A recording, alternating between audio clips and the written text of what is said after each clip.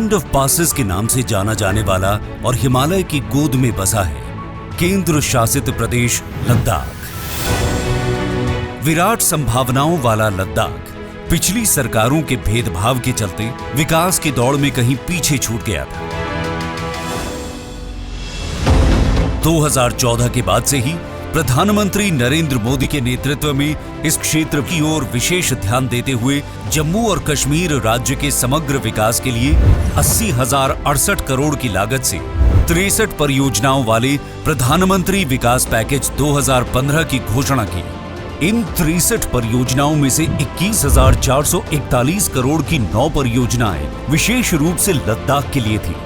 इतने प्रयासों के बावजूद ये क्षेत्र विकास की राह में अभी भी पिछड़ रहा था। लेकिन समय बदला जब गृह मंत्री श्री अमित शाह ने प्रधानमंत्री नरेंद्र मोदी के नेतृत्व में धारा 370 समाप्त कर जम्मू और कश्मीर पुनर्गठन अधिनियम 2019 से लद्दाख को अलग केंद्र शासित प्रदेश का दर्जा दिलवाया और लद्दाख के नागरिकों के जीवन को एक नई दिशा देने का काम किया।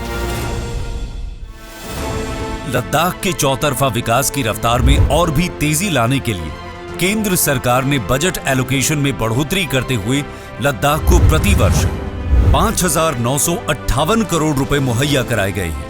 लद्दाख के सभी रास्तों को आपस में जोड़ते हुए राजमार्ग, सड़कें और हेलीपैड का निर्माण किया गया है, जिससे टूरिज्म की अपार संभावनाएं बढ़ी हैं, जिससे आज रोजगार के नए साधन उपलब्ध हो रहे हैं। टूरिज्म को विशेष रूप से विकसित करते हुए 10 नए टूरिस्ट सर्किटों और पर्यटकों के साथ पर्वतारोहियों के लिए 5 नए ट्रैकिंग रूट को खोला गया है।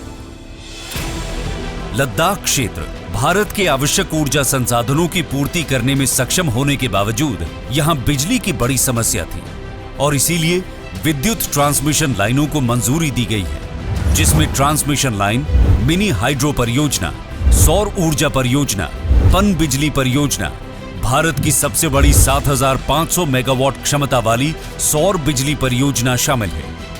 स्मार्ट क्लासरूम स्थापित होने से स्कूलों की कायापलट हुई है।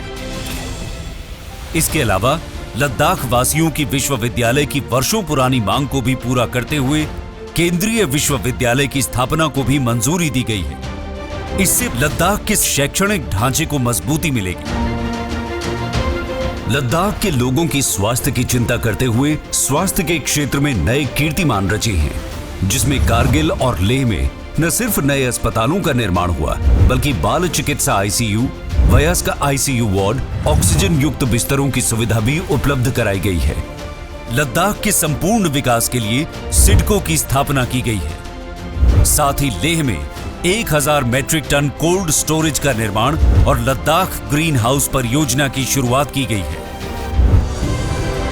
गृह मंत्री श्री अमित शाह ने ऐतिहासिक पहल करते हुए लद्दाख क्षेत्र के लिए पहले विंटर ग्रेड डीजल बिक्री केंद्र का शुभारंभ किया, जिससे अत्यंत ठंड के मौसम में लोगों की समस्याओं का समाधान हुआ है। 2019 के बाद से लद्दाख अपने आने वाले भविष्य की एक मजबूत नींव रख रहा है और एक ऐसे क्षेत्र का निर्माण कर रहा है जो आने वाले दिनों में विश्व पटल पर अपनी एक नई पहचान के साथ युगों युगों तक चमक बिखेरता रहेगा।